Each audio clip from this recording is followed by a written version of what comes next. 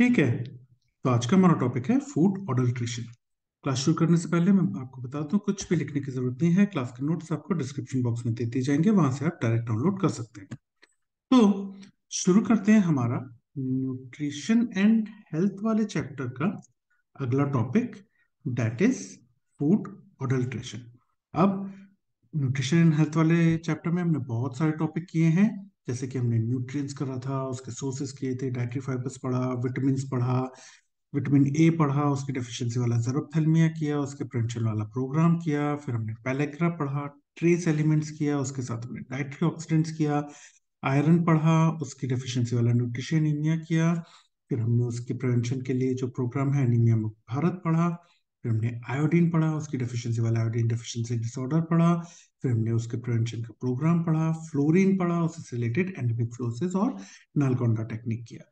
फिर हमने जिंक पढ़ा, जिंक के साथ हमने प्रोटीन असेसमेंट मेथड्स किए, प्रोटीन असेसमेंट मेथड्स में हमने क्वालिटी वाइज उसकी असेसमेंट मेथड्स देखी और क्वांटिटी वाइज देखी थी। फिर हमने लिमिटिंग अमाइनो एसिड्स का, एसेंशियल अमाइनो एसिड्स पढ़ा, एनपीयू नेट प्रोटीन यूटिलाइजेशन बहुत इंपॉर्टेंट है, ये पढ़ा हमने। फिर हमने एसेंशियल फैटी एसिड्स पढ़ा, बैलेंस डाइट पढ़ा हमने, उसकी डेफिनेशन बहुत इंपॉर्टेंट है। फिर डाइटरी गोल्स, उसी के तहत हमने प्रूडेंट डाइट पढ़ा। फिर हमने माल न्यूट्रिशन पढ़ा, उसकी डेफिनेशन, उसके टाइप्स देखे। फिर उसी के बाद हमने पीएम या प्रोटीन एनर्जी माल न्यूट्रिशन पढ़ा, और उसके अंदर हमने क्वाशियोर का और मेरिस्मस के बीच में डिफरेंस देखे।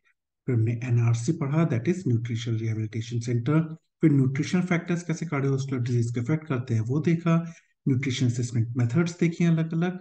न्यूट्रिशनल सर्वेलेंस के बारे में पढ़ा। फिर न्यूट्रिशनल सर्वेलेंस और ग्रोथ मॉनिटरिंग के बीच में डिफरेंस देखा। ठीक। उसके बाद हमने मिल्क बॉर्न डिजीजेस देखा, और उसी के तहत हमने अगला टॉपिक दैट इज पास्चराइजेशन पढ़ा था।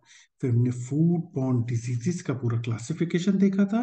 उसके बाद हमने फूड टॉक्सिकेंस पढ़ा था, उसमें अलग अलग देखा था, याद है? हमने लिथायरिज्म पढ़ा था, एफ्लोटॉक्सिन पढ़ा था, उसमें हमने एर्गोटिज्म पढ़ा था, एपिडेमिक ड्रॉप्सी पढ़ा था, एंडेमिक असाइटिस पढ़ा था, बहुत सारी चीजें पढ़ी। ठीक। तो ये सारे टॉपिक्स के वीडियोस आप चैनल की प्लेलिस्ट खोलोगे तो उसमें न्यूट्रिशन एंड हेल्थ वाली प्लेलिस्ट खोलोगे तो ये सारे टॉपिक्स के वीडियोस उनके नोट्स के साथ आपको मिल जाएंगे। ठीक। तो शुरू करते हैं हमारा आज का topic, that is food adulteration. अब भैया, फूड अडल्ट्रेशन का मतलब क्या होता है? जो दिख रहा है, एक तो सबसे हमको पता ही है ना, मिलावटखोरी, मिलावट करना, that is food adulteration, right? नहीं, सिर्फ मिलावट करना फूड अडल्ट्रेशन नहीं होता है। याद रखना, फूड अडल्ट्रेशन में ना मुख्यतः तीन चीजें आती है। एक तो ठीक है, जो आप बोल रहे हो वही होता है, दैट इज मिक्सिंग, यानी कि मिलावट करना। उसके अलावा दो और चीज जो आप लोग भूल जाते हो बताना और लिखना, that is substituting and miss branding. अब भैया, सब्सटीट्यूटिंग का मतलब क्या होता है? सब्सटीट्यूटिंग का मतलब होता है कि असली की जगह नकली मिला देना। जैसे कि याद है, हमने पढ़ा था कि भैया, जो मस्टर्ड सीड्स है उसमें हम आजमोन सीड्स मिला देते हैं, या इनफैक्ट हमने पढ़ा था कि अरहर की दाल जो होती है उसमें केशरी दाल मिला दी जाती है, दैट इज सब्सटीट्यूट। ठीक।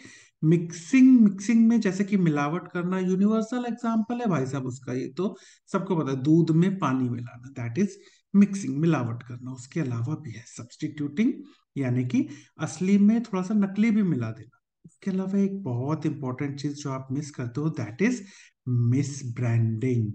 मिस ब्रांडिंग यानी कि उसी से मिलते जुलते नाम का आपने बना दिया। जैसे कि यहाँ पे एग्जांपल देखो, ये दिख रहा है आपको, यहाँ पे होता है ना असली और नकली पहचानो। तो असली और नकली पहचानों में असली कौन सा है? असली ये है, दिख रहा है, बिस्लरी। अब इसमें शब्दों में हल्का सा हेर फेर कर दोगे और बिस्लरी का क्या हो जाएगा? बिस्लरी का हो जाएगा बेलसरी, बिस्लरी का हो जाएगा बिलसरी, बिस्लरी का हो जाएगा ब्रिस्ली।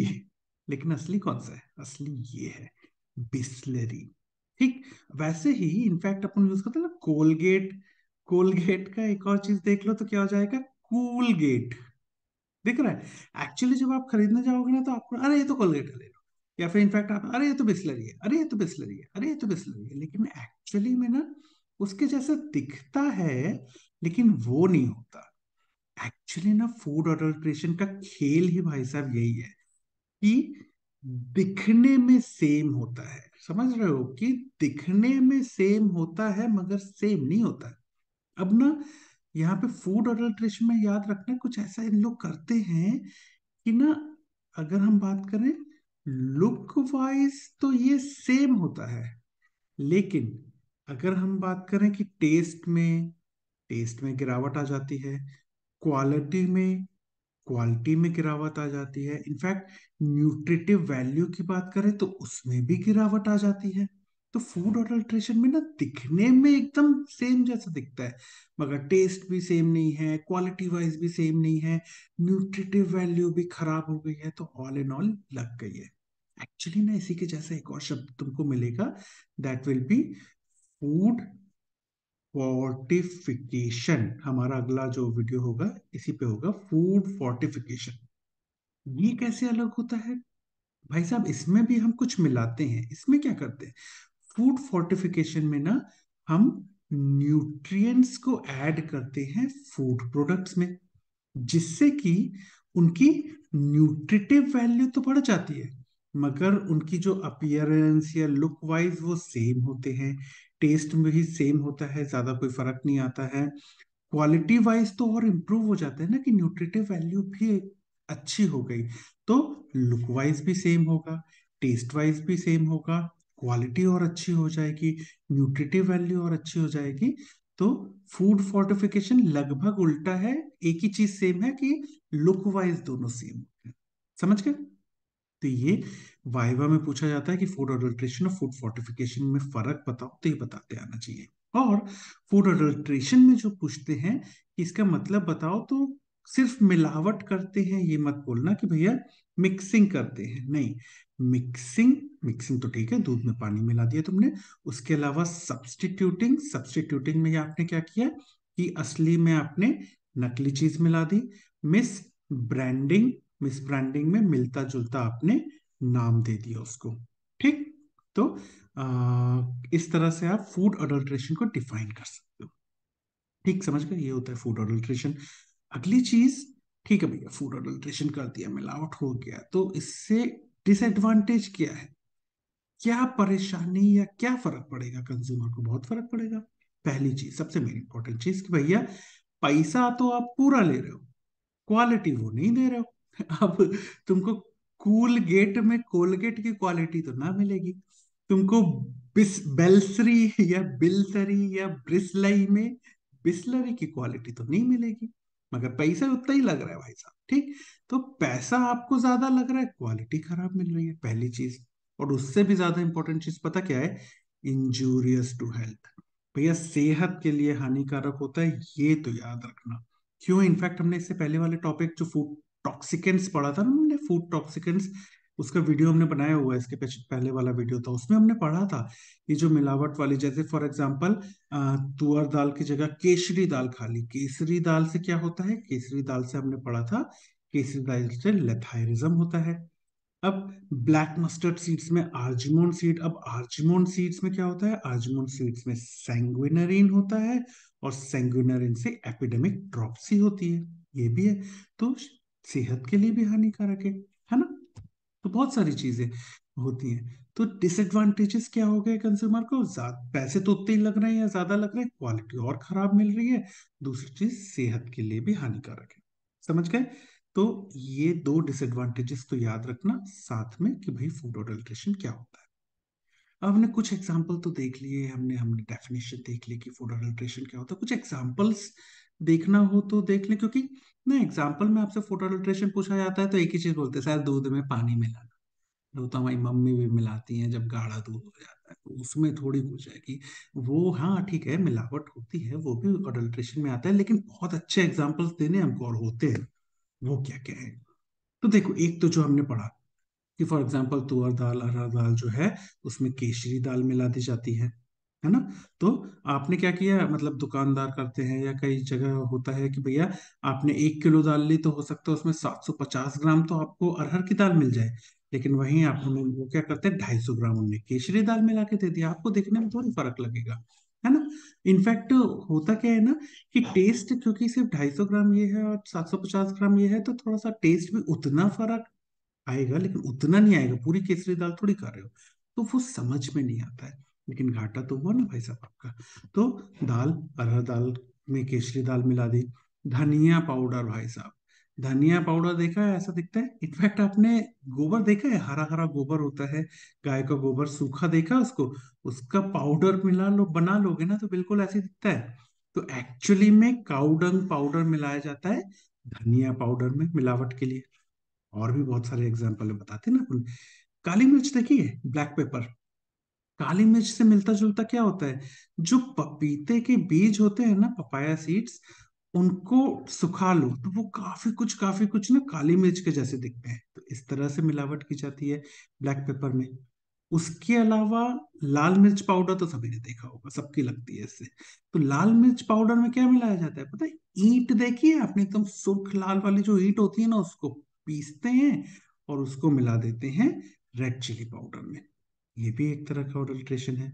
उसके अलावा ये वाला तो हमने देख ही लिया है कि भैया जो राई होती है या सरसों होती है उसमें आजमोन सीड मिला दिए जाते हैं। और इनफैक्ट जब इसमें मिल जाते हैं ना, तो हमको मस्टर्ड ऑयल में आजमीन ऑयल मिला हुआ मिल जाता है, क्योंकि भैया मस्टर्ड सीड्स के साथ आजमोन सीड मिल गया। अब जब से अब जब तेल निकला तो उसमें आजमोन सीड्स का भी तेल मिल गया, तो एडिबल ऑयल में आजमीन ऑयल मिल जाता है। ये तो भैया यूनिवर्सल एग्जांपल है कि भैया दूध में पानी मिलाया जाता है। उसके अलावा एक और बहुत इंपॉर्टेंट एग्जांपल है, दैट इज घी। देखा है शुद्ध घी? उसमें कई बार क्या करते हैं ना कि वनस्पति घी मिला दिया। वनस्पति घी पता है क्या होता है? वो जो डालडा वगैरह, डालडा के नाम से नहीं होता था, डालडा घी, वनस्पति घी, उसकी मिलावट कर देते हैं शुद्ध घी में। तो शुद्ध घी में आपने वनस्पति घी मिला दिया तो भाई साहब आ, पैसे तो आपके शुद्ध घी जितने लगे, लेकिन उसमें डालडा घी मिला हुआ मिल गया। और टेस्ट में जैसा मैंने बोला कि छोका लगा दिया ना, तो बोला मम्मी दाल कुछ अलग टेस्ट लग रहा है, घी में तो भगा रही है पर कुछ अलग टेस्ट लग रहा है। पूरा घी, पूरा डालडा घी नहीं है ना, क्योंकि उसमें शुद्ध घी में डालडा मिला दिया, इसलिए फर्क तो आएगा लेकिन पहचान नहीं पाओगे। ये कुछ एग्जाम्पल्स हैं। ये क्यों बताए पता? क्योंकि अडल्ट्रेशन पूछते हैं तो बोल देते सर मिलावट करते हैं, एग्जाम्पल पूछते हैं बहुत सारे, दूध में पानी मिला दिया, खत्म। दादा दूध में पानी मिलाने के अलावा भी दुनिया में बहुत कुछ हो रहा है। तो ये कुछ एग्जाम्पल्स हैं जिनको याद रखना। ठीक। तो हमने देख लिया कि भैया फूड अडल्ट्रेशन क्या होता है, उसके डिसएडवांटेजेस क्या होते हैं, कुछ एग्जाम्पल्स देख लिए हमने। उसके बाद फूड अडल्ट्रेशन एक्ट भी देख लेते हैं कि फूड अडल्ट्रेशन एक्ट होता क्या, कब आया था। 1954 के आसपास आया था फूड अडल्ट्रेशन एक्ट। इसके तहत अगर कोई मिलावट करता हुआ या अडल्ट्रेशन करता हुआ पकड़ा जाता है, ठीक है, तो उसको ना मिनिमम 6 महीने की जेल तो हो सकती है, और एटलीस्ट 1,000 का फाइन तो लगेगा। डिपेंड्स कि भाई कितने बड़े लेवल कितने छोटे लेवल पे वो ऑडल्ट्रेशन कर रहा था। तो 6 महीने की जेल हो सकती है, 1,000 रुपये उस पर फाइन लग सकता है। इनफैक्ट अगर जो ऑडल्ट्रेशन उसने किया है, जो मिलावट की है, उससे कोई ग्रीवियस हर्ट हो जाता है, याद है हमने ये फॉरेंसिक मेडिसिन में पढ़ते थे कि भैया ग्रीवियस हर्ट क्या होता है, उसमें बहुत सारे होते हैं, इमेस्कुलेशन वगैरह हो जाता है, जान का खतरा। लेकिन इन जनरल अगर बात करें कि अगर जान का खतरा हो, अगर इसके ऑडल्ट्रेटेड फूड खाने से कोई जान का खतरा हो जाए किसी को, तो कह सकते हैं कि भैया ग्रीवियस हर्ट या इनफैक्ट डेथ हो जाए, मृत्यु हो जाए किसी की। तो ग्रीवियस हर्ट या मृत्यु होती है किसी की ऑडल्ट्रेटेड फूड खाने से, तो उस पे पता है क्या हो सकता है? उस पे सेक्शन 320 आईपीसी के तहत लाइफ इम्प्रिजनमेंट और एटलीस्ट 5,000 की फाइन तो लगनी है। यानी कि धारा 320 के तहत का केस बनता है, उस पे उम्र कैद की सजा मिलती है और 5,000 या उससे ऊपर की फाइन तो लगती है। ये आईपीसी क्या है? याद है फॉरेंसिक मेडिसिन में पढ़ते थे, IPC is Indian panel code. ठीक। तो आईपीसी की धारा 320 का केस बनता है। अब ना ये जो फूड अडल्ट्रेशन एक्ट था, इसमें 1986 1986 में एक अमेंडमेंट आया था। वो अमेंडमेंट पता क्या है? कईयों को पता ही नहीं होता है कि ये अमेंडमेंट आया है। ये बहुत अच्छा अमेंडमेंट है। इसमें क्या कहा, क्या पावर दिए गए कि अगर आपको लगता है कि कोई जो भी खाना आप खा रहे हो या खरीद रहे हो, वो फूड आइटम जो है वो सस्पिशियस है, आपको शक हो रहा है कि भाई साहब ये असली नकली वाला शक हो रहा है आपको, या इसमें मिलावट हुई है आपको शक हो रहा है, तो आप उसका सैंपल ले सकते हो। कोई भी ले सकता है, मतलब कंज्यूमर है अगर आप, मतलब आपने पैसे देके उस चीज को खरीदा है अगर, तब भी आप, और इनफैक्ट कोई भी वॉलंटरी ऑर्गेनाइजेशन अगर है और उसको शक है कि या उसको खबर मिली है कि भाई साहब यहाँ पे मिलावट होती है या यहाँ नकली सामान बेचा जाता है या बनाया जाता है, तो आप वहां से, वो जाके वहां से सैंपल ले सकते हैं और फिर उनको फूड लेबोरेटरीज में भेजा जा सकता है। और अगर उसमें सही पाया गया, फूड अडल्ट्रेशन हुआ है, तो ऊपर जो हमने फूड अडल्ट्रेशन एक्ट के तहत ये सारी चीजें पढ़ी थी कि इतना इम्प्रिजनमेंट, इतनी फाइन, ये सब उसको सजा मिल सकती है। तो लेकिन एक चीज याद रखना कि यहाँ सस्पिशियस फूड लेने के बाद जो फूड लेबोरेटरीज में भेजना है ना, बहुत सारी लेबोरेटरीज है, हमको कुछ के नाम याद रखने हैं, जैसे कोलकाता, मैसूर, गाजियाबाद और पुणे।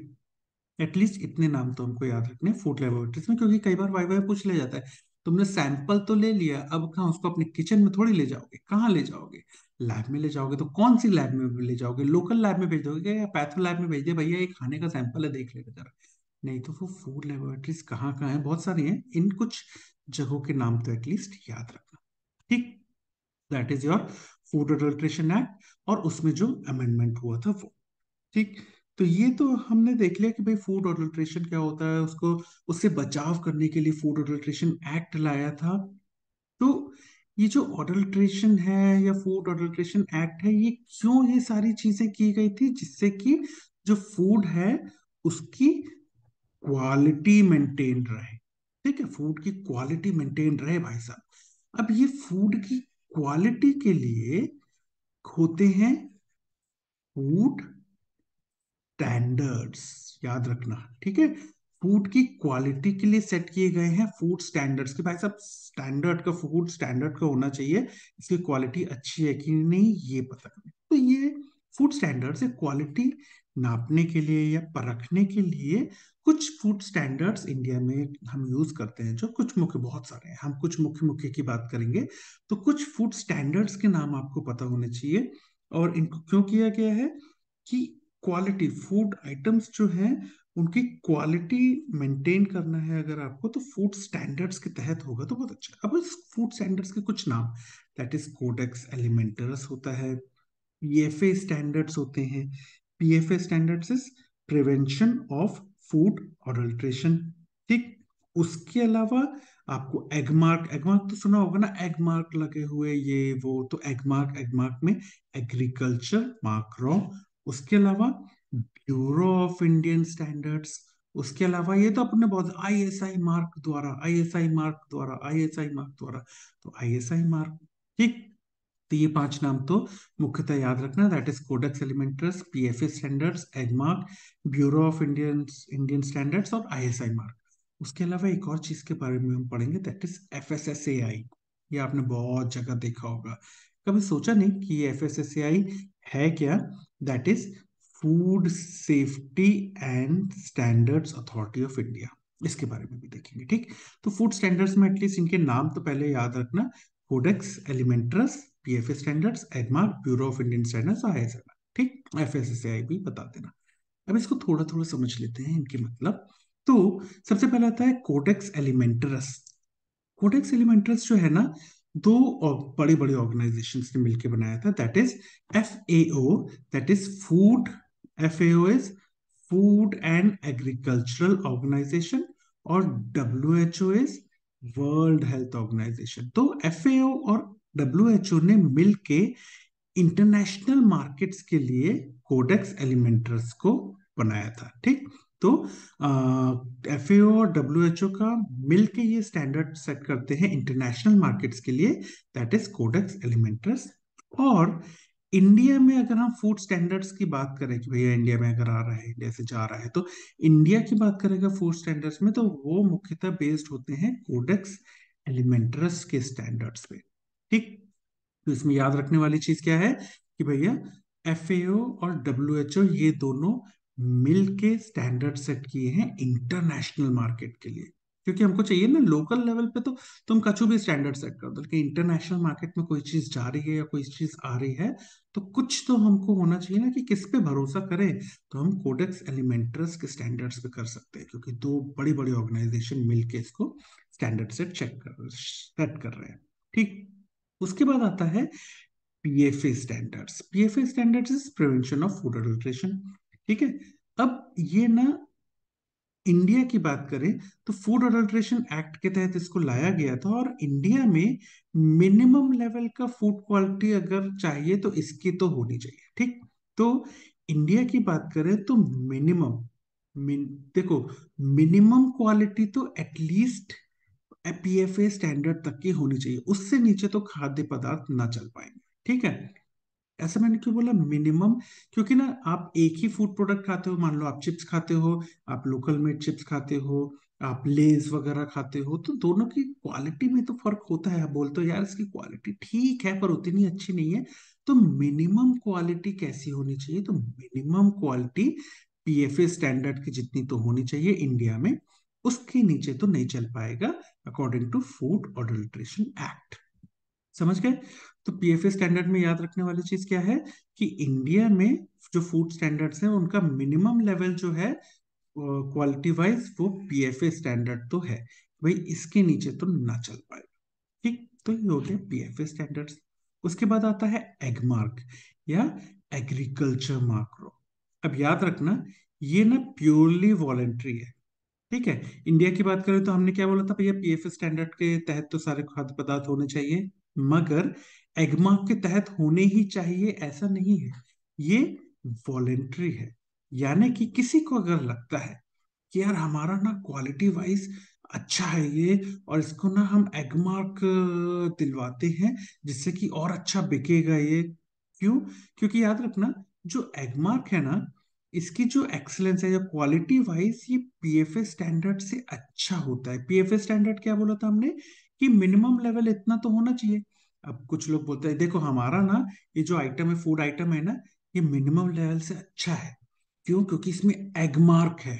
एग मार्क का साइन ये दिख रहा है, इसका लोगो याद रखना, एग मार्क का लोगो बहुत इंपॉर्टेंट होता है। तो एग मार्क का लोगो अगर आपको चाहिए तो आपको पूरा अप्लाई करना पड़ता है, अपने फूड आइटम्स भेजने पड़ते हैं, फिर आपको एग मार्क का लोगो मिलता है। तो अगर उसको मिलता है तो वो अपने फूड प्रोडक्ट में लगाते हैं। प्योरली वॉलेंट्री है, कंपल्सरी नहीं है, मैंडेटरी नहीं है कि सब में एग मार्क होना चाहिए, वॉलेंट्री है। लेकिन लोगों को जब ये दिखाना रहता है कि भाई उनका क्वालिटी वाइज उनका फूड प्रोडक्ट अच्छा है, तो ये दिख रहा है आपको, ये ऐसा एगमार्क का लोगो अपने फूड प्रोडक्ट में लगा के बेचते हैं। ऐसे नहीं कि वो हवा में लगा दिया, बकायदा उनकी टेस्टिंग होती है, फिर उनको एगमार्क मिलता है। और अगर एगमार्क का लोगो लगा हुआ है, मतलब समझ जाओ कि भैया काफी अच्छा फूड प्रोडक्ट है। पीएफए स्टैंडर्ड भी अच्छा है, मैं नहीं बोल रहा कि वो खराब है, लेकिन वो मिनिमम लेवल है। तो यहाँ पे पीएफए स्टैंडर्ड से भी थोड़ा सा अच्छा कहा जाता है एगमार्क का लोगो अगर उसमें है तो। अब हमने कहा कि थोड़ा सा अच्छा स्टैंडर्ड रहता है, तो ये कौन डिसाइड करता है? ये जो फूड का स्टैंडर्डाइजेशन एगमार्क में होता है, ये कौन करता है? तो it is done by the directorate of marketing and inspection in government of India. ठीक, तो जो directorate of marketing and inspection है ना, उनके द्वारा ये स्टैंडर्ड सेट किए गए हैं एगमार्क के, और उसको अगर कोई पार कर जाता है, उसके जितना अगर उसको पास कर जाता है, तभी एगमार्क का लोगो मिलता है। मगर ये प्योरली वॉलेंट्री है, अगर किसी को लगाना है तो उसको अप्लाई करना पड़ता है, फिर अगर उतना अच्छी क्वालिटी है तो मिल जाता है। ठीक है, ये दिख रहा है एगमार्क का लोगो कुछ इस तरह का होता है। तो हो गए आपके तीन, दैट इज एगमार्क। अब उसके बाद आता है ब्यूरो ऑफ इंडियन स्टैंडर्ड्स। ये भी एक तरह का है क्वालिटी वगैरह के लिए, कि क्वालिटी चेक करने के लिए, और ये भी एक्चुअली ना एगमार्क की तरह प्योरली वॉलेंट्री है। और ये भी एक्चुअली जो पीएफए स्टैंडर्ड्स थे हमारे, उससे थोड़ा सा ऊपर ही रहता है। जैसे एगमार्क था ना, वैसे ये भी है कि पूरी तरह से वॉलेंट्री है, कोई मैंडेटरी नहीं है कि आपको ये लोगो होना ही चाहिए, नहीं, ये वॉलेंट्री है। किसी को लगता है कि उनकी फूड प्रोडक्ट की क्वालिटी अच्छी है, जो मिनिमम रिक्वायरमेंट है उससे भी, तो वो अपने फूड प्रोडक्ट को भेजते हैं, अगर उनको पास हो जाते हैं तो उनको लोगो मिल जाता है। ठीक, क्यों लगाते हैं? क्योंकि पीएफए स्टैंडर्ड से बेहतर और बेहतर क्वालिटी का है, ये जताने के लिए। ठीक, तो ये हो गया आपका bureau of standard Indian standards. उसके अलावा यार बचपन से हम आईएसआई मार्क के सारे प्रोडक्ट्स देखते ही आ रहे हैं। तो आईएसआई मार्क कैसा होता है? कुछ इस तरह का होता है। और ये इसका दिख रहा है आपको, फूड प्रोडक्ट में लोगो लगा हुआ है आईएसआई मार्क का। समझ गए? तो ये हो गए आपके मुख्यतः पांच, है ना, codex alimentarius, PFA standards, Agmark, bureau of standards और आईएसआई मार्क। याद रखना कि इनके ना लोगो याद रखना, जैसे एगमार्क का लोगो इमेज बेस्ड क्वेश्चन में आ सकता है आपको, वैसे ही ब्यूरो ऑफ इंडियन स्टैंडर्ड का लोगो, ये भी इमेज बेस्ड क्वेश्चन में आ सकता है आपको, और आईएसआई मार्क को लोगो तो इजी है।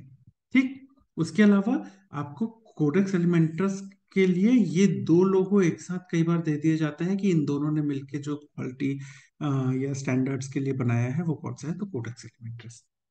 अब ये पांच तो हो गए। एक आखिरी चीज जो आपको बतानी थी ना, जो आपको कुछ भी खाओ आप लोग खाओगे तो उसमें मिल जाएगा, that is FSSAI, that is food safety and standards authority of India.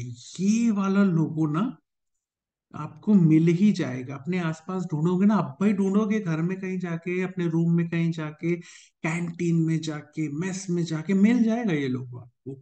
तो ये किसके फॉलो थ्रू होता है, it is follow through by PFA, that is जो हमारा prevention of food adulteration act आया था ना, उसके तहत इसको रखा गया है, FSSAI को। और ये आपको मुख्यतः पता किस में मिलेंगे, जो डायरेक्टली कंज्यूम्ड प्रोडक्ट होते हैं ना, कि बस खोला और खा लिया, है ना। तो खोला और खा लिया, जैसे कि नॉर्मली अपन क्या खाते हैं, चिप्स खाते हैं भाई साहब, लेज बड़ी पसंद, और American style cream and onion तो भाई की फेवरेट है। तो उसमें अगर उसको पलटा के देखोगे तो ये देखो, FSSAI का लोगो मिल गया। और क्या, डायरेक्टली कंज्यूम कोई भी उठा लेना, सब में मिल जाएगा। तो जैसे कि फ्रूट जूस अपन पीते हैं, तो उसको पलटा के देख लेना, तो उसमें भी आपको ये FSSAI का लोगो मिल जाएगा। उसके अलावा डायरेक्टली कंज्यूम में बिस्किट खाते हैं अपन, बिस्कुट तो सब लोग खाते हैं। तो बिस्कुट जो होती है, लिटिल हार्ट्स खाई है कि नहीं, तुमने लिटिल हार्ट्स नहीं खाई ना तो जिंदगी खराब हो गई तुम्हारी। लिटिल हार्ट्स तो खानी पड़ेगी भाई साहब। मैरी हैरी गोल्ड पार्ले जी सब एक तरफ, लिटिल हार्ट्स एक तरफ, तो उसको भी पलटा के देख लोगे ना, तो आपको FSSAI का लोगो मिल जाएगा। कोई भी कोई भी डायरेक्टली कंज्यूम प्रोडक्ट ले लो तुम, कोई मिल्क प्रोडक्ट में छाछ पी लो, छाछ को पलटा के देख लो, उसमें भी FSSAI का लोगो मिल जाएगा आपको। जितने भी डायरेक्टली कंज्यूम्ड फूड प्रोडक्ट्स होंगे ना, और एक्चुअली हमारी आधी जिंदगी तो इन पे ही चलती है, खासकर जब हम UG या PG कर रहे होते हैं, तो हमारी आधी जिंदगी ये डायरेक्टली कंज्यूम फूड प्रोडक्ट्स पे ही बीतती है। और हम उस पूरी आधी जिंदगी में भी ये नहीं देखते हैं कि पीछे जो FSSAI लिखा है, इसको क्यों लिखा है। तो ये क्यों लिखा है, और इस FSSAI का फुल फॉर्म क्या है, that is food standard safety and standard authority of India, PFA के तहत है। और ये ज्यादातर डायरेक्टली कंज्यूम जो फूड प्रोडक्ट्स होते हैं उनमें आपको मिल जाएगा। ठीक, तो इतनी चीजें हैं जो आपको फूड ऑडल्ट्रेशन में पता होनी चाहिए। अगर मैं बात करूं सवाल की, तो भाई साहब स्टार क्वेश्चन है। थ्योरी एग्जाम में आपको शॉर्ट नोट आना ही आना है, या तो आपको सेशनल में आएगा, या तो आपको PU में आएगा, या तो आपको यूनिवर्सिटी एग्जाम में आ जाएगा, मगर आना ही आना है फूड अडल्ट्रेशन में तो क्वेश्चन। तो इसको करना ही करना है, स्टार क्वेश्चन है ये। अब मैं बात करूं अगर वाइवा की, तो सीधा सीधा वाइवा में पूछ लिया जाता है फूड अडल्ट्रेशन का मतलब समझाओ, तो आपको सिर्फ मिक्सिंग नहीं बोलनी है, सब्स्टिट्यूटिंग और मिसब्रांडिंग को भी बोलना है। उसके अलावा डिसएडवांटेजेस पूछ ले जाते हैं वाइवा में, तो ये भी बताते आना चाहिए। ठीक, वाइवा में आपसे एग्जाम्पल्स पूछे जाते हैं, तो मुंह उठा के सीधा दूध में पानी मत मिला देना, बहुत सारे एग्जाम्पल हैं उनको भी देना। ठीक, फूड अडल्ट्रेशन एक्ट के बारे में आपसे पूछा जाता है कि मिनिमम कितनी इम्प्रिजनमेंट और मिनिमम कितनी फाइन लगती है, और इसमें अमेंडमेंट क्या हुआ था ये भी बताओ।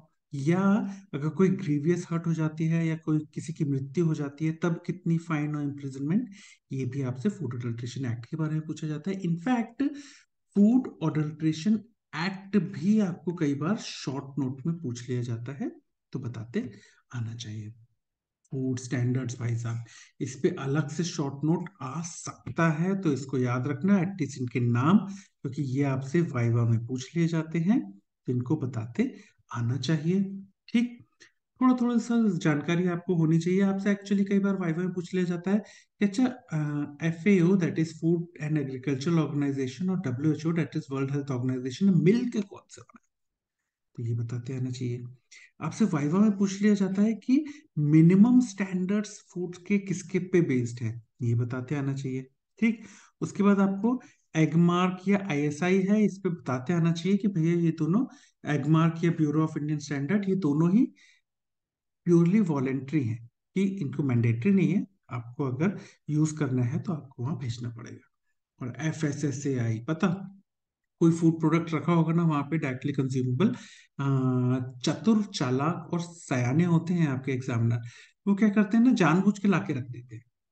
तो लाके आपने रख दिया, या फिर इनफैक्ट तुम देख रहे होगे एग्जाम चल रहा है, वाइवा चल रहा है, चाय आई एग्जामिनर के लिए, खासकर एक्सटर्नल एग्जामिनर के लिए, भाई साहब भगवान होता है वो तो एग्जाम के दिन। तो उसके लिए चाय के साथ बिस्किट आती है। अब बिस्किट वो खा रहा है, उतनी देर में उसके मन उथल पुथल होता है, बिस्किट को पलटता है, बोलता है जी देखो, बताओ कि इसका मतलब क्या है। तो बिस्किट को वो पलटेगा, बिस्किट को पलटेगा तो हाँ दिखेगा FSSAI, उसका मतलब आपसे पूछेगा तो अब आपसे बन जाएगा। ठीक। तो वाइवा के लिए तो इतनी चीजें पता होनी चाहिए। अगर मैं बात करूं MCQs की, तो जितने भी अंडरलाइन पार्ट मिलेंगे हमारे नोट्स और स्लाइड में, वो सभी एंट्रेंस एग्जाम में पूछे गए MCQs है। तो एज सच तो नहीं मिला, लेकिन MCQ इस पे आ सकता है कि फूड ऑडल्ट्रेशन इंक्लूड्स ऑल एक्सेप्ट, तो ये तीन नाम अगर आ गए तो ये बताते आना चाहिए। इनफैक्ट इमेज भी ऐसी आ सकती हैं या ऐसी आ सकती हैं, तो आपको पूछा जा सकता है कि ये किस चीज के बारे में इशारा कर रहा है, तो फूड अडल्ट्रेशन के बारे में आ सकता है। ठीक है। उसके बाद इन इमेजेस पे आ सकता है कि भैया केशरी दाल और अरहर दाल को एक साथ दिखा दिया, या मस्टर्ड सीड और आजमीन सीड को एक साथ दिखा दिया, या प्योर घी और डालडा को एक साथ दिखा दिया, या पानी को दूध में मिलाते दिखा दिया। तो ये एग्जांपल्स दिखा के आपसे इमेज बेस्ड क्वेश्चन में MCQ पूछ सकते हैं। फिर फूड एडल्ट्रेशन एक्ट में MCQ आ सकता है कि मिनिमम कितनी इम्प्रिजनमेंट और फाइन। उसके बाद अगर ग्रीवियस हर्ट हो जाती है तो कौन सी धारा, इस पे MCQ आ सकता है, और कितनी सजा और कितना फाइन, इन सब पे आपको MCQ आ सकता है। ठीक। उसके अलावा इस पे आपको MCQ आया ही हुआ है फूड स्टैंडर्ड्स पे, कि नाम बताओ, तो कोडेक्स एलिमेंट्रस PFA, ये दोनों ही फूड स्टैंडर्ड्स में आते हैं, इस पे आपको MCQ आया हुआ है। उसके अलावा याद रखना, कोडेक्स एलिमेंट्रस पे MCQ आया हुआ है कि भैया किन दो लोगों के द्वारा मिलकर बनाई गई थी। उसके अलावा PFA स्टैंडर्ड पे MCQ आया है कि इंडिया में minimum level of food quality क्या होनी चाहिए, इस पे MCQ आया है। और एगमार्क पे MCQ आया है कि फूड स्टैंडर्ड्स इसमें कौन सेट करता है। ठीक। उसके अलावा आपको ना लोगो आ सकता है, एगमार्क का लोगो आपको इमेज बेस्ड क्वेश्चन पे MCQ में आ सकता है, या फिर स्पॉटिंग में भी जो एक हम लोगो रखते हैं उसमें भी इसको रखा जा सकता है। ठीक। उसके अलावा FAO और वर्ल्ड हेल्थ ऑर्गेनाइजेशन का लोगो एक साथ इमेज में दे देंगे और बोलेंगे फूड स्टैंडर्ड्स के लिए कोई सा एक स्टैंडर्ड इनने सेट किया है, कौन सा, तो ये भी MCQ में आ सकता है। ठीक है। ब्यूरो ऑफ इंडियन स्टैंडर्ड्स का इमेज आपको MCQ में आ सकती है, तो इसको याद रखना, या फिर स्पॉटिंग में हम दे सकते हैं इसकी इमेज, तो ये भी याद रखना इसके लोगों को। ISI मार्क तो ठीक है यार, इसमें अलग से क्या पूछेंगे, ISI में ISI दिख ही रहा है। मगर FSSAI, भाई साहब FSSAI आपको इमेज बेस्ड क्वेश्चन में आ सकता है MCQ में। इसमें ये वाला पार्ट थोड़ी लिख के देंगे, इतने बड़े वाले थोड़ी है ये, इसको छुपा देंगे, है ना, बस इतना दे देंगे। या फिर जैसे मैंने बोला कि स्पॉटिंग में रख सकते हैं इसी की इमेज को, और वाइवा में तो भाई साहब सीधा पूछ लिया जाता है, बिस्किट को पलटा के बताओ जी क्या है। ठीक।